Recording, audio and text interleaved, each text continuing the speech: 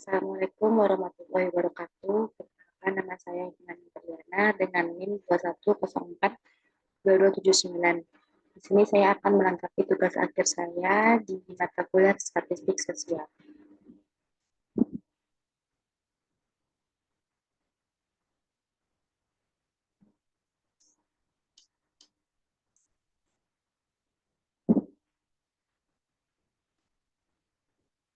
Yang pertama yaitu Structural Equation Modeling. Structural Equation Modeling adalah kerangka kerja pemodelan umum yang mengintegrasikan berbagai teknik multivariat, seperti teori pengukuran, analisis faktor, analisis jalur, pemodelan regresi, persamaan simultan.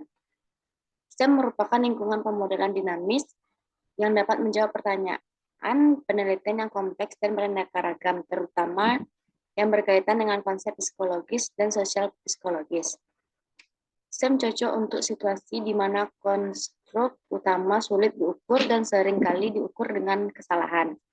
STEM juga berguna untuk memodelkan sistem hubungan dan memeriksa efek tidak langsung atau efek yang dimediasi.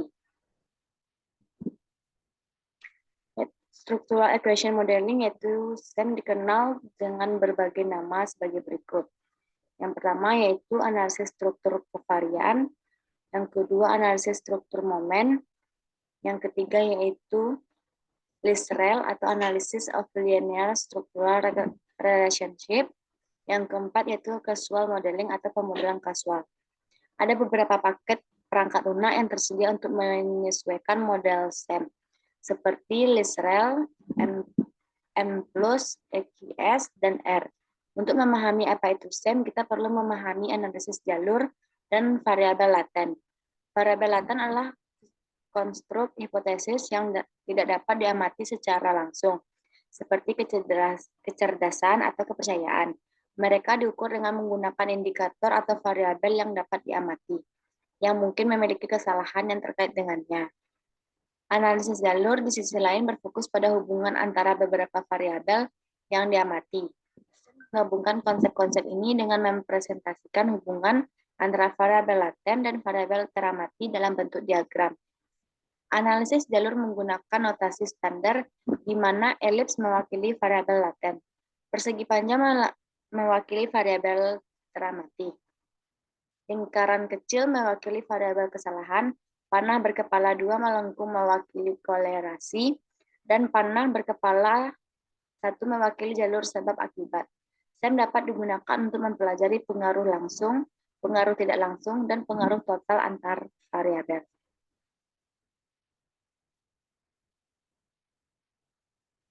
Video yang kedua yaitu ide kunci, istilah, dan konsep dalam STEM Profesor Patrick Strages.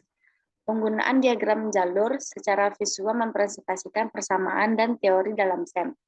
Diagram jalur menarik pada ilmuwan sosial yang mungkin kurang nyaman dengan persamaan matematika yang rumit. Kita dapat mengilustrasikan penggunaan diagram jalur dalam mempresentasikan persamaan regresi dan model faktor. Perbedaan antara variabel eksogen dan endogen dalam STEM menjelaskan bahwa variabel endogen disebabkan oleh sistem atau variabel independen, sedangkan variabel eksogen tidak disebabkan oleh apapun di dalam sistem atau variabel independen. Konsep variabel mediasi yang merupakan variabel yang melalui variabel lain memiliki efek pada variabel ketiga.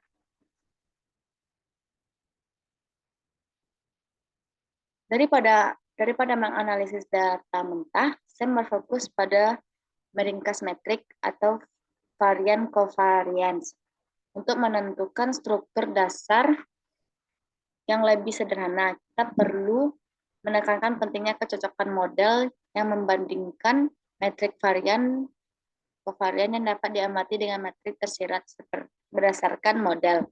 Kecocokan model ini dinilai dengan menggunakan estimasi kemungkinan maksimum dan uji chi-square pada model bersarang. Mengidentifikasi model dalam STEM mengacu pada informasi yang cukup untuk menghasilkan estimasi yang unik dari parameter yang tidak diketahui. Dijelaskan bahwa identifikasi adalah sifat teoritis dari model, tetapi juga dapat dinilai secara empiris. Video yang ketiga yaitu analisis faktor konfirmator. Bagian ketiga dari seri tentang model persamaan struktural yang secara khusus berfokus pada konfirmator faktor analisis adalah metode yang digunakan untuk mengukur variabel laten atau konstruk yang tidak teramati dengan mengamati indikatornya. Video ini membedakan CVA dengan exploratory faktor analisis atau EFA yang merupakan pendekatan yang lebih tradisional dan historis. Di sini juga membahas tentang konsep indikator formatif, di mana kausalitas mengalir dari indikator ke variabel laten, berlawanan dengan indikator reflektif, di mana kausalitas mengalir dari variabel laten ke indikator. Teknik lagi yang disebut dalam video tersebut adalah item parcelling, yang melibatkan penggabungan subset indikator untuk membuat variabel yang diamati. Hal ini membantu menyederhanakan model yang kompleks dengan jumlah indikator yang banyak. Video yang keempat yaitu dari model pengukuran hingga model struktural. SIM melibatkan dua komponen utama, model pengukuran untuk menilai pengukuran konsep dan persamaan struktural yang menentukan hubungan antar konsep. Langkah-langkah dalam melakukan fitting SEM yang pertama yaitu menetapkan model pengukuran yang memuaskan dan menentukan jalur regresi antara konsep-konsep yang diukur. Yang kedua yaitu persamaan struktural harus mewujudkan teori a priori tentang bagaimana konsep-konsep tersebut terkait. Yang ketiga yaitu setelah mengestimasi parameter model, pengujian hipotesis dilakukan untuk menilai arah, besaran, dan signifikasi hubungan. Yang keempat yaitu kecocokan model kemudian dievaluasi untuk menentukan apakah estimasi parameter konsisten dan tidak biasa. Contoh model SEM sederhana. Gambar di atas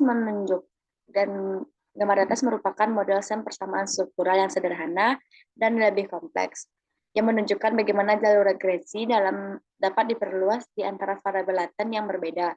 Model ini dinamakan multiple indikator multiple cause atau yang disebut dengan mimik, yang mencakup variabel laten dan variabel teramati untuk menilai sifat-sifat pengukuran. Dalam jenis model ini, jalur regresi antara variabel teramati dan laten dapat mengungkapkan fungsi Butter soal diferensial, yang mengidentifikasikan bahwa kelompok tertentu memiliki probabilitas yang lebih tinggi untuk mendapatkan jawaban yang benar terlepas dari tingkat kemampuan atau sikap mereka.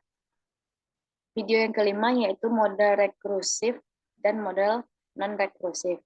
Dalam model rekursif model, variabel-variabel menyebabkan satu sama lain secara searah, tanpa kolerasi antar gangguan. Pada non-rekursif model terdapat log umpan balik di mana antara dua variabel saling menyebabkan satu sama lain, menghasilkan gangguan yang berkorelasi. Model-model ini lebih fleksibel dan dapat merangkap mekanisme kaulitas yang kompleks, tetapi juga sulit untuk diidentifikasi dengan benar. Untuk mendapatkan estimasi yang valid dalam model non-rekursif dengan efek timbal balik, diperlukan variabel instrumental. Variabel instrumental adalah variabel yang menyebabkan regresor endogen tetapi tidak secara langsung menyebabkan hasil. Memahami perbedaan ini penting untuk mengidentifikasi model interpretasi atau estimasi. Contoh variabel instrumental antara lain yaitu variabel penugasan uji coba kontrol acak, kedekatan dengan perguruan tinggi atau variabilitas usia wajib belajar. Namun sangat penting untuk memastikan bahwa instrumen ini memenuhi persyaratan dan asumsi yang ketat untuk dianggap valid. Meskipun non-rekursif, model menawarkan lebih banyak fleksibilitas. Sangat penting untuk menilai validitas asumsi dan instrumental yang digunakan. Hanya dengan mampu mengestimasi model non-rekursif tidak menjamin keakuratan estimasi. Peneliti harus secara hati-hati mengevaluasi kelayakan asumsi dan validitas instrumen untuk memastikan hasil yang dapat dipercaya.